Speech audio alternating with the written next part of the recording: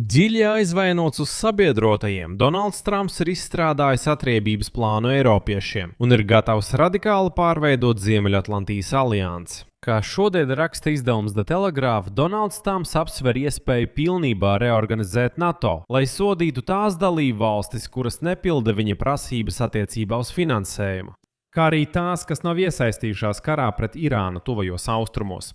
Būtībā Trumps paziņoja, ka pēc kara pret Irānu viņš nopietni ķersies pie NATO.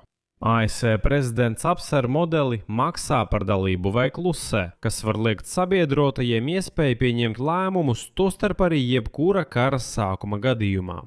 Trumpa ideja ir ļoti vienkārša. Visus lēmumus pieņem ASV, pārējie iesaistās jebkurā karā, pat ja viņi ir pret.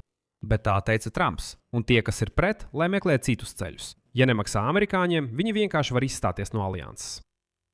Mani sauc Aleksejs Pečijs. Apspriedīsim šo tēmu kopā, bet pirms mēs sākam šo raidījumu, lūdzu jūs atbalstīt šī YouTube kanāla darbu. To var izdarīt ar abonēšanu, ziedojumu vai kļūstot par sponsoru YouTube. Kā to izdarīt? Visas saites un rekvizīti ir šī video aprakstā vai arī izmantojot QR kodu, kas būs redzams jūsu ekrānos raidījuma beigās. Ja uzskatīsiet šo informāciju par svarīgu un nepieciešamu, jūs varēsiet atbalstīt šo kanālu, tostarp finansiāli. Par to būšu pateicīgs. Un, protams, abonējiet manu Telegram kanālu Pečijs News. Saite uz to arī ir šī video aprakstā. Tie, kas nemaksā amerikāņiem, var vienkārši nostāties pret Irānu. Viņš nolēma pilnībā pārveidot NATO pēc saviem ieskatiem. Lai šādi stāsti vairs neatkārtotos. Turklāt šāda ideja Trumpam radās tieši pēc tam, kad sabiedrotie noraidīja viņa prasības nosūtīt karakuģus aizsardzībai un Hormuza šauruma apsardzē.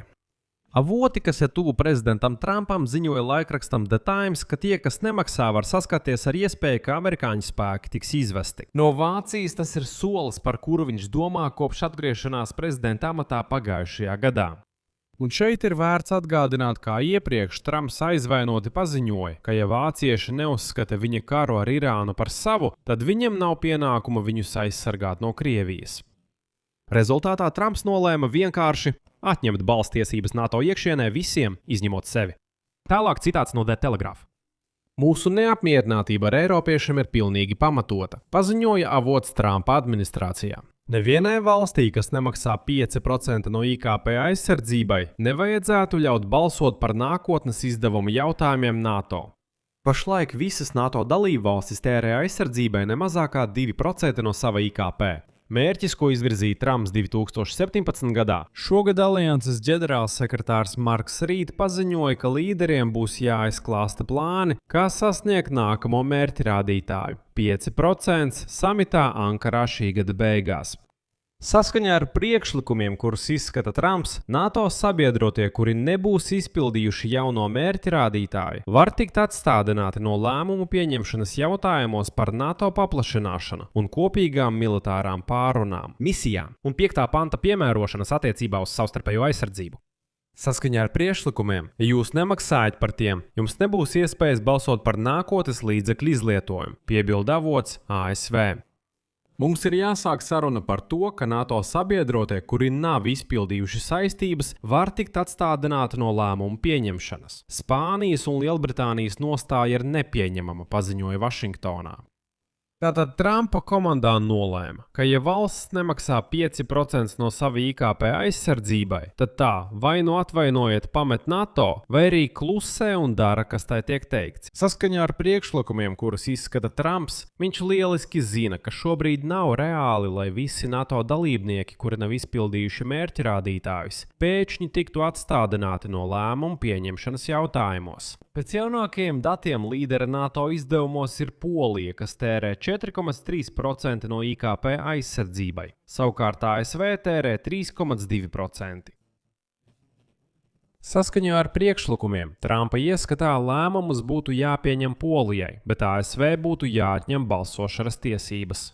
Kopumā 2025. gadā pirmo reizi visas NATO valstis nebūs izpildījušas 2% plānu. Rezultātā NATO pārstāvji paziņoja, ka ZTR rādītājs varētu būt iemesls atstādināšanai. Saskaņā ar to Amerikas sūtņi jau ir sākuši virzīt šādu plānu un paziņoja, ka nākotnē ASV apsver tieši šādu pieeju – maksā vai klusē.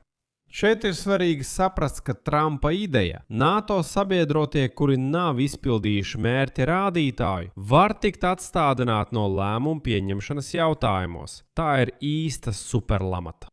Tātad Trumps vēlas, lai nākotnē, ja viņš atkal sāks kādu karu, visi pārējie NATO dalībnieki vienkārši paklausīgi un klusējot dotos karot. Vai arī atkal maksāt procentus? Saskaņā ar priekšlikumiem, kurus apsver Trumps, viņš vēlas panākt šāda lēmuma pieņemšanu. Lieta tāda, ka lēmumu pieņemšanai NATO iekšienē ir nepieciešams konsensus. Tās NATO valstis, kas ir izpildījušas noteikto mērķa rādītāju, var tikt atstātas malā no lēmumu pieņemšanas jautājumos, un tas acīm redzami tiks izmantots šantāžai. Kopumā, ja aplūko pašreizējo situāciju, tad Donalda Trumpa lēmums nosūtīt tūkstošiem служащих на Ближний Восток. Saskaņā ar priekšlikumiem, kurus apsver Donalds Trumps, NATO neplāno nosūtīt kuģus uz Ramuzas šaurumu. Rezultātā Donalds Trumps piedraudēja pilnībā izvest lēmumu pieņemšanu par paplašināšanos Eiropā un nepietiekamu atbalstu no Lielbritānijas un Spānijas puses tuvajos austrumos notiekošajā konfliktā. Šeit atgādināšu, ka Lielbritānija galu galā tomēr nolēma palīdzēt un nosūtīt savus kuģus, taču pēc Donalda Trumpa vārdiem tas bija pārāk vēlu. Savukārt Spānija uzreiz paziņoja, ka saskaņā ar priekšlikumiem viņa militārās bāzes tiek izskatītas kā iespējamās bāzes triecieniem pret Irānu. Un Trumps jau demonstrē sabiedrotos. Pentagons ceturtdien informēja Kongresu par plāniem novirzīt aptuveni $750 miljonus no NATO atbalstītas programmas, kas nav pieņēmušas lēmumus par NATO paplašināšanu, nosūtīt karā pret Irānu. Lai saprastu, te nebūtu nekā īpaša, bet šie $750 miljoni ir eiropiešu nauda, ko viņi ir sametuši kopā. Saskaņā ar priekšlikumiem, ko apsver Donalds Trumps, šie līdzekļi paredzēti ieročiem Ukrainai. Un Trumps saka, nē, mēs šo naudu paņemam sev, mums ir jākarojas. Turklāt Trumps jau publiski draud NATO. Citāts. Tā bija pārbauda NATO. Ja jūs to neizdarīsiet, mēs to atcerēsimies. Jūs atcerēsieties manus vārdus pēc dažiem mēnešiem. Labi iegaumējiet manus vārdus. Viņiem ir izteiciens, lielisks izteiciens. Nekad neaizmirsīsim. Lūk, mēs neaizmirsīsim. Saskaņā ar priekšlikumiem, kurus apsver Trumps, NATO sabiedrotie, kuri nav izpildījuši noteikto mērķa rādītāju, var tikt atstādināti no jautājumiem par NATO paplašināšanu. Kanāls. Protams, par to būšu jums pateicīgs. To var izdarīt ar ziedojumu palīdzību. Sponsorēšana YouTube ir maksas. Saskaņā ar priekšlikumiem, kurus apsver Trumps, NATO sabiedrotie, kuri nav sasnieguši mērķi, var tikt atstādināti no lēmumu pieņemšanas NATO.